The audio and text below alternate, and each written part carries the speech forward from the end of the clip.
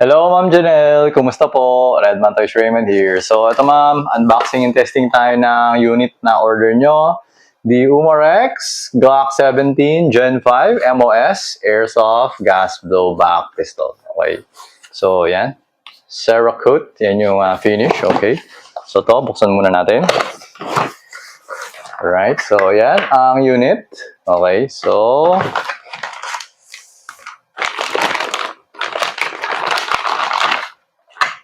okay. Yeah. So, license unit siya. So, lahat ng markings legit, no? Same sa tunay na barrel. Okay. So, ito nakasulat, official licensed product of Glock. Okay. So, ito yung MOS. So, removable para kabitan ng plates, no? So, ito yung 4 na plates. So, depende siya kung anong optics ang gagamitin mo. Okay? So, yan. So, removing the magazine. Okay. So, yan yung magazine. Aluminum magazine. Kaya medyo lightweight. Okay. So, meron siya kasamang tools. Tapos, meron siya kasamang loader. Okay. So, magbibigay pa ako ng isa pang additional na BB loader. Okay. Kasi mahirap kasi gamitin ito. Okay. So, ayan. Alright. So, ayan. So, ngayon, lalagyan na natin ng ano ba? Gas and BB. Okay. Gas muna. So, ayan. Removing. Okay. Tapos, BB na. No? So, BB, gamit tayo ng loader at saka yung adapter. So, parang ganito yung bibigay ko sa inyo. Pero color white. Okay, so, ganyan. Tapos, medyo nakaangat-angat mo lang konti. Hanapin mo yung sweet spot, no? Pag hindi ka na nahihirapan mag-push, yun. Tama na yun. Oh, parang ganyan. O, di ba? Hindi na siya mahirap. So, yun yung sakto. Pag medyo nahihirapan ka, mali yun. Okay? So, yan.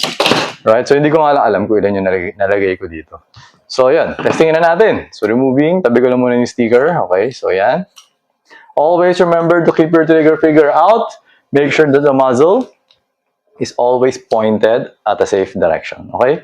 So, inserting the magazine. When inserting the magazine, make sure na nakapantay siya, no? Hindi siya nakatwist ng ganun.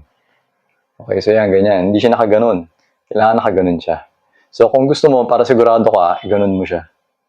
Kasi medyo maluwag kasi ito eh. Pag minsan gumaganon kasi siya. So, hindi nag-a-align yung nozzle. Alright? So, yan. Yung gas route.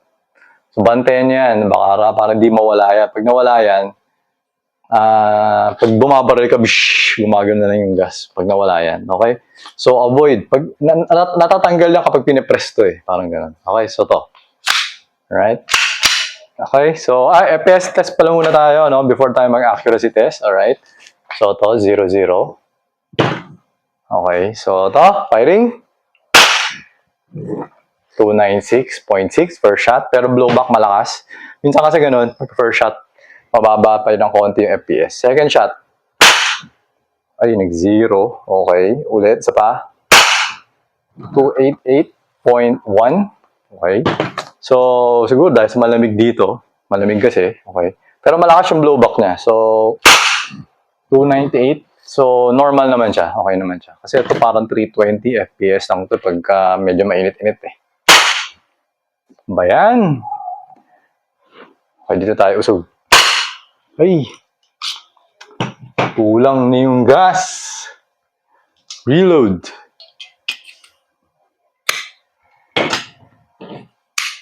Check kung may BB. Meron. Yan, 301. Mataas yung pressure eh. 298.3. 298.1. So, okay naman. Okay, so ngayon, accuracy test naman. So, the target box is 2.3 meters away. The target size is 2 inches in diameter. Ang target for you is on the fifth row, so on the bottom row, so 1, 2, 3, 4, 5, and third from the right. Okay, so yeah. Ito, barilin natin.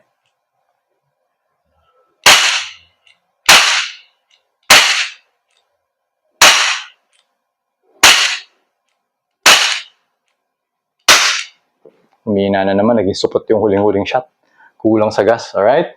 So, kapag kasi pag bago, medyo hirap pumasok yung mga gas. Okay, so anyway, naubos naman natin, nag-open naman yung slide, wala nang bala, alright?